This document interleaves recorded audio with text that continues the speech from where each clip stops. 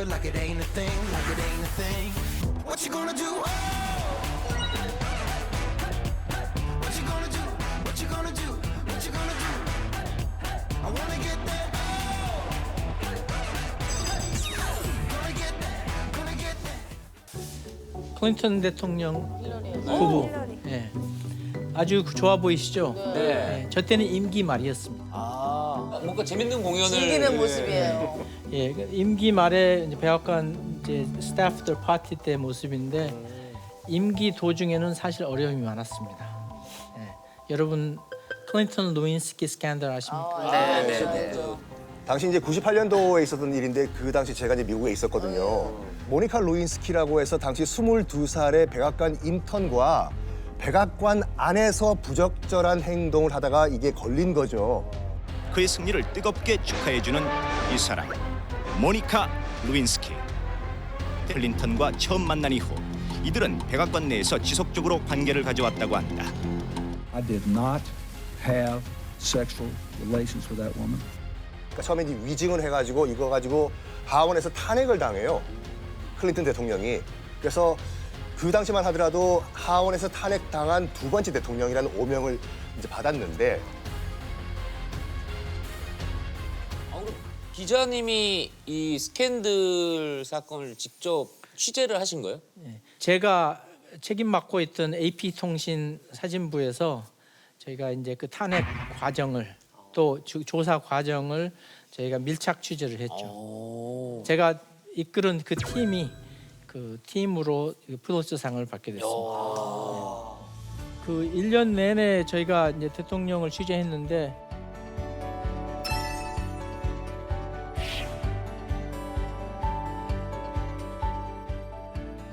전 궁금한 게 아까 필리처상 예. 저는 원래 그 한 사람한테 딱 한 장의 사진으로 이렇게 상을 주는 걸로 알고 있었거든요. 처음에는 초창기에는 사진 한 장으로 플리처상이 많이 갔습니다. 그런데 이제 카메라가 발달되고 또 콜라보레이션 해서 여러 사람이 취재를 팀워크로 하는 환경이 생기면서 플리처 엔트리 자체를 20장까지 집어넣습니다. 그러면은 그 패키지로 전체 스토리텔링을 잘했다라는 평가를 받기 때문에 3명 이상 플리처상을 참여했으면은 스태프로 상을 줍니다.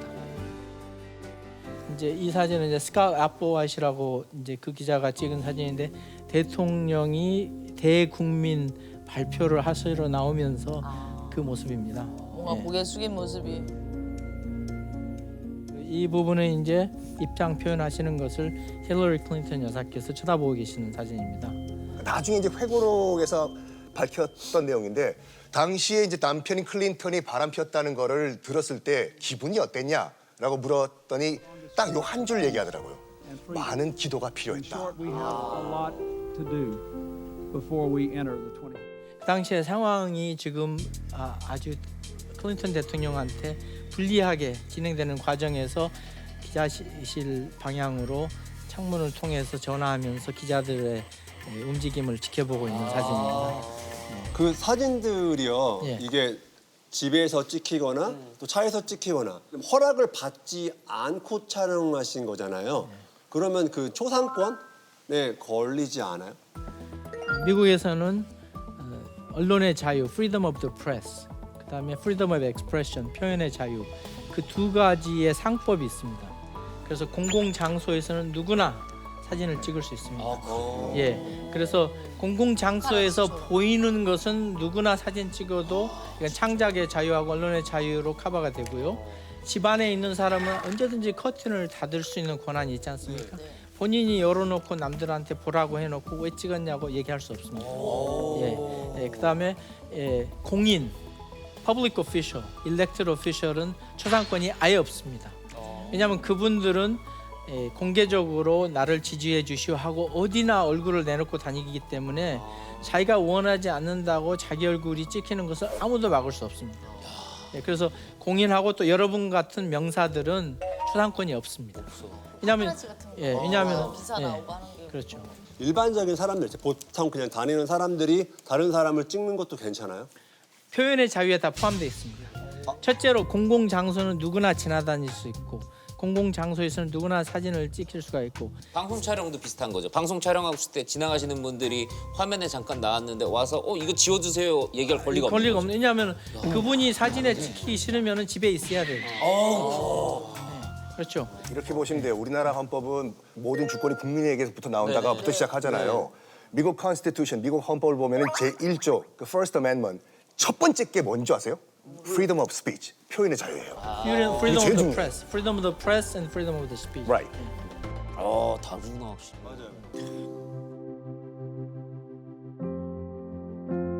그 LA 폭동은 라드니 킹이라는 운전자가 LAPD 경찰관들한테 너무나 많은 과잉 진압 그 죄목으로 이 재판을 받는 과정에서 유죄 판결을 안 받는 거에 대한 분노가 하늘을 찌르다 보니까 LA 폭동으로 된 겁니다.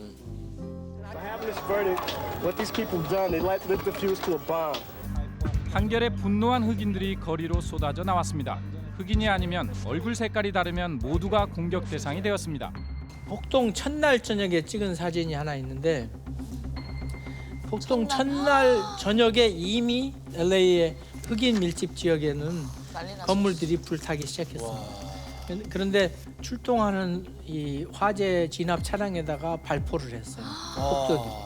그러니까 소방수들이 못 들어갔어요. 그래서 더 그러다 보니까 걷잡을 수 없이 LA가 타기 시작했습니다. 그게 4월 29일 날 시작했고 4월 30일 그 다음 날은 한인타운까지 번졌습니다. 오늘은 한국인의 미국 이민 역사상 최악의 날이었습니다. 천사의 도시 로스앤젤레스 곳곳에서 불기둥이 치솟고 흥분한 폭도들은 총기를 쏘아대며 어둠 속을 누볐습니다. 그때 이제 저희 신문사 취재 차량에는 경찰 무전을 들을 수 있는 라디오가 있거든요. 그 라디오에 느닷없이 all units evacuate from Florence and Normandy 그 말이 나오는 거예요. 플로렌스하고 노르만디 길가 그 교차로에 있는 모든 경찰들은 evacuate 피신해라. 아니 무슨 사건이 나면 경찰이 뛰어야 되는데 그러니까. 반대로 철수하라는 명령이 나오는 거예요. 경찰들은 이 LA 폭동의 규모를 예상을 못하고 준비가 안 됐던 거예요. 걷잡을 수 없어. 예, 그래서 경찰들이 피신하면서 한인타운을 완전히 무방비 상태로 남겨놓고 있습니다. 지켜주지 못한 거. 오늘 오전 입수된 LA 한인타운의 총격전 모습입니다. 흑인들이 한인 상가를 털기 위해 공격해오자 한국 사람들이 총을 쏘며 반격하고 있습니다. 가게를 지키려고 이리저리 뛰어보지만 흥분한 폭도들은 주인 바로 눈앞에서 물건을 들고 유유히 사라졌습니다. 철야 취재를 하고 있었는데 계속 한인타운에서 불은 나고 있고 총소리는 들리고 근데 느닷없이 총소리가 집중적으로 들리는 거예요. 그래서 제가 총소리 나는 곳으로 갔더니 한인 청년들이 총 맞고 차는 벌집처럼 구멍 뚫려 있고 차에서 끌려 나와서 피 흘리고 있는데 한 청년은 이미 사망하신 거예요. 그래서 제가 첫 번째 도착해서 이 사진을 찍고 총소리가 하도 많이 나니까 경찰이 한인타운으로 들어왔어요. 그래서 그때 폭동 나고 처음으로 제가 경찰을 봤습니다. 너무 늦었다. 와, 말도 안 돼.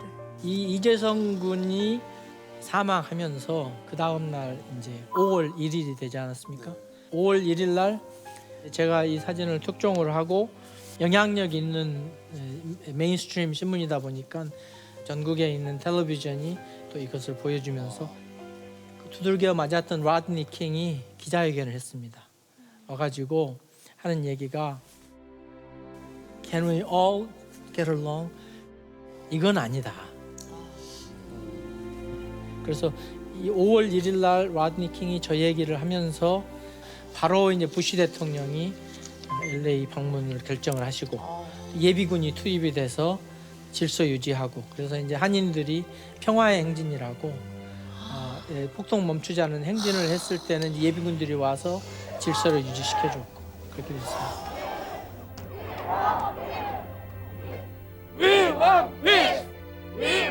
어떻게 보면 기자님이 기록한 사진 하나로 LA 폭동이 멈춘 큰 역할을 하신 그럼, 거네요, 그럼, 진짜로. 그럼. 그 친구가 봐가지고.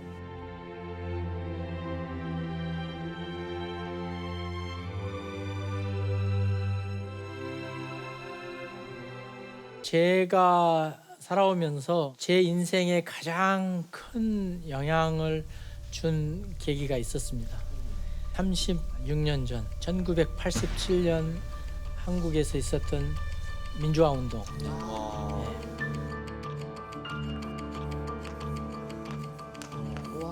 역사적인 사진. 순간에 다 계셨네 진짜.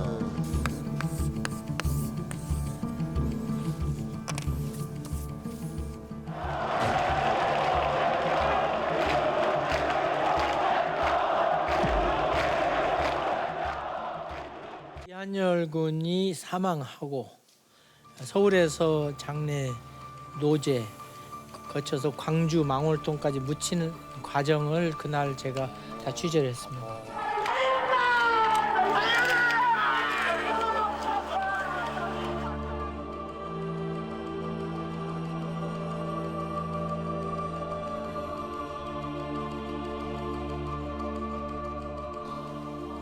그래서 그 당시에 그 아주 슬픈 어머니가 그 당시에 제가 듣기로는 아들을 땅에다가 묻어버리면 모든 게 끝나는 게 아닌가 그런 안타까움에 그 하관을 갖다가 지연되는 그런 일도 좀 있었고.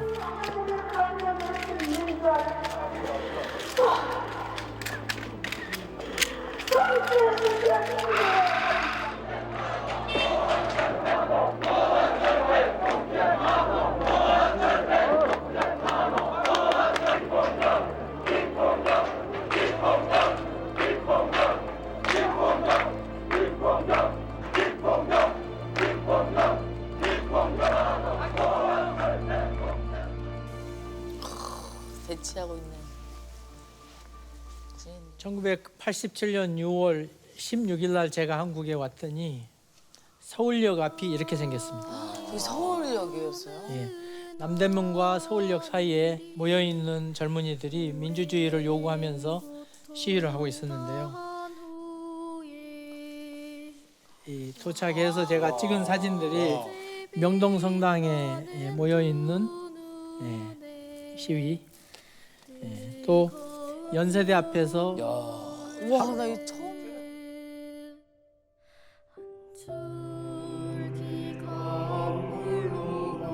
그래서 연세대학교 앞에서 또 이제 의과대학원생들이 모여서 시위를 하고. 아니 이게 자료 화면만 보다 이게 사진으로 직접 보는 건 저희도 처음인데. 그런 이 한국의 민주주의 과정에서 사진을 찍는 것도 중요하지만 그 사진의 인문학적인 의미, 이유를 끝까지 취재하는 것이 그것이 포토저널리스트의 책임입니다.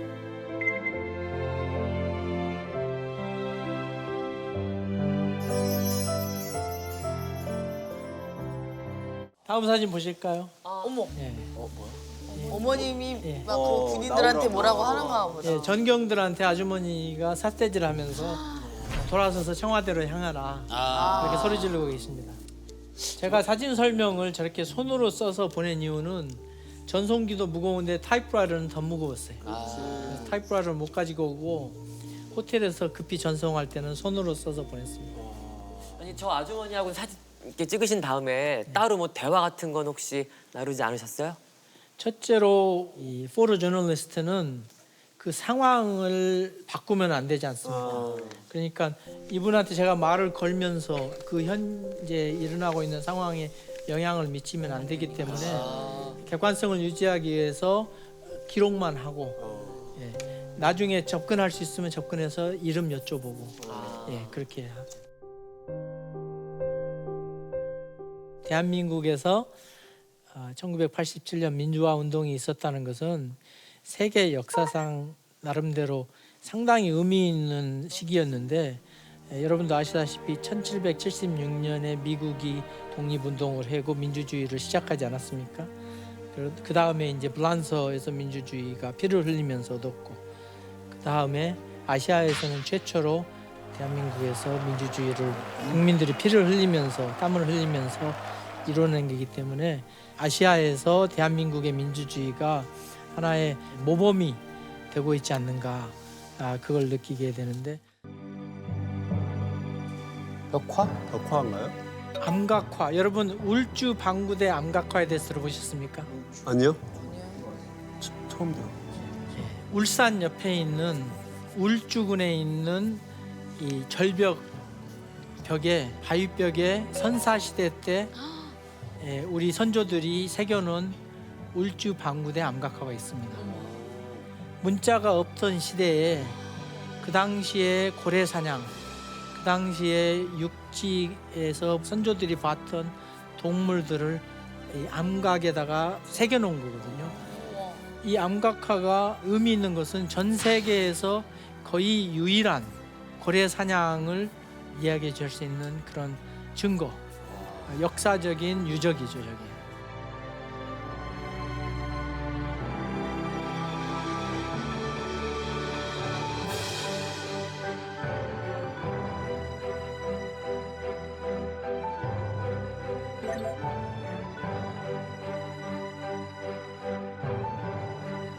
울주 방구대 암각화가 발견된 후에 저렇게 또렷하게 사진을 제가 찍을 수 있다는 게 너무나 자랑스럽고 저 사진이 제가 코리아 헤럴드의 영문 칼럼으로 울주 방구대 암각화 칼럼이 나간 후에 플로리다에 있는 등대 박물관에서 저한테 연락이 왔어요. 등대의 불을 고래 기름으로 수십 년간 지펴왔대요. 근데 이제 전기 등으로 바꿨는데 그 등대 박물관에서 고래 사냥 주제로 전시를 하고 싶은데 한국에 고래 사냥 흔적이 있는 암각화가 있다는 것을 제 칼럼을 통해서 알게 됐다고 그 사진을 요청해 와서 제가 사진을 보내줘서 플로리다에 가면은 등대 박물관에 지금 전시되어 있습니다. 아직도 있는 거예요? 예. 와. 우리나라에는 선사시대 때부터 저렇게 재능이 있는 예술가들이 있었다는 흔적이 바로 저런 암각화에도 있고 그다음에 청동기 시대에 와서는 저렇게 청동 거울을 섬세하게 현대 기술로도 재현하기 어려울 만큼 머리카락의 3분의 1 정도 사이즈의 가는 문양을 새긴 청동 거울을 우리가 만들어냈습니다.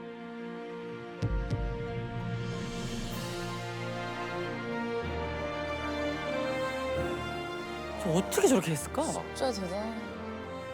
그게 참 미스터리인데요. 청동기 시대에 전 세계에 여러 문명들이 있는데 유일하게 한국에서만 청동기 시대에 저렇게 섬세한 문양을 가진 장인들이 있었다는 거.